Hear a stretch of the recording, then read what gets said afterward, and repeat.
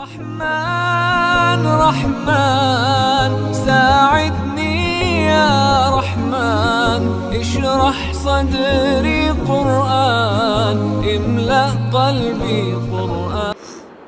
دویم تپوس کړي د جنۍ عمر 10 کاله او حیض هغه راشي دا په دې باندې رمضان روزه فرض شي ځکه جنۍ د 9 کالو والا 12 کالو پورې دا بالغه کیږي الک 15 کالو باندې بالغ کیږي او د نن زمانه زموږ خوراکونه څخه خراب تراب دي ملاوټونه او سبل سری نالکان په 14 کال کې بالغانی او جنکۍ چې کوم نه هغه په 9 کال کې بالغانی نو چې حیض راغلی بیا خبره ختمه بیا به روزي نیسي کمزوري وي داغه دغه چې کار به پسړې نه کوي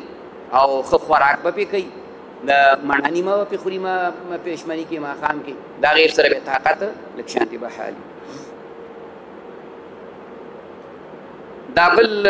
تپوس کړی افطاری اور سحری میں اگر وقت پورا ہو تو بغیر اذان کے افطار کیا جا سکتا ہے ہاں اذان د مانځه دپاره دی او په دې روژه کې دومره چې عام خلک د اذان ته په انتظار نو که اذان نه هم شوی و او وخت پوره شو په نقشه کې دا نقشې زمونږ نقشه په نیټ باندې شته دی ځان ته ډاونلوډ کړئ د افطار او د سحري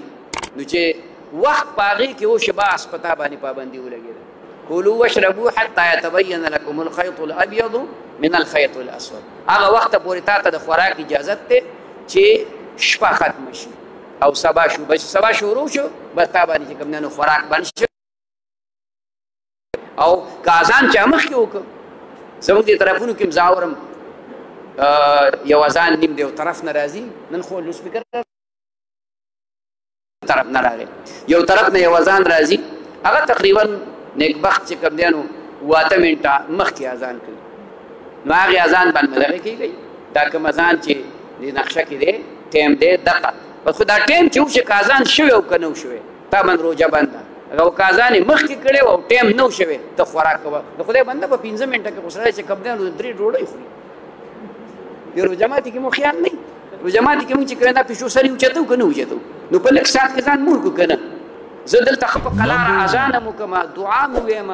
بیا لاړ شم هغه برنډه کې چې کوم دی نو طالبانو سره زه روژه ماتې کوم نو هغه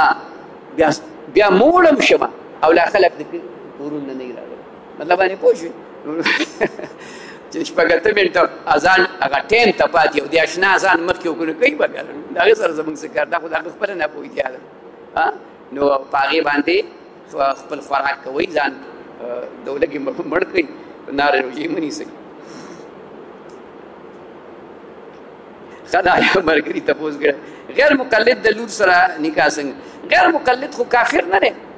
البته مونږ ته خو کافر وایي دا مقلدین دي د امام ابو حنیفه په مسلک باندې دي نو هغې مونږ ته البته ښه نظر نه کوي خو نه داسې نه ده ښه مونږ مسلمانان یو او هغې ته مونږ کافر نه وایو هغې ته مونږ کافر نه وایو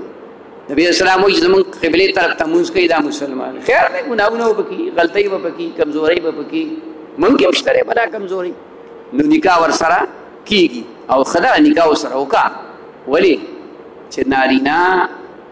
د زنانه مشري الرجال قوامون علی النساء ممکن ده خدای پاک ستا سره د نکاح په وجه باندې هغه د غیر مقلد د هغه مسلک نه راواړئ او مقلده جوړه شي ځکه د خاوند په ښځې باندې سړي نن خو خبره الټه شوې غوندې د خیر خو بیا هم خاوند خاوني وایي خپې لږې کلکې کوي ډېر یارېږئ مه مطلب باندې پوه مینه جدا سیز دی یاره جدا سیز دی خلک وایي دا پلانی وایي د ښځې نه یارېږي یارېږي ته نه د هغو سره مینه ډېره زیاته نو د مینې په وجه به دین نه قربانوئ ښه د مینې خپل خپل وختونه دي ښکلې کپړې وله راوړه ښکلی پیزار وله راوړه ښه خوراک وله راوړه ښځې په کالو خوشحالېږي چې واسطې کېږي کالي ورله جوړ او دین به پې نه قربانې ښه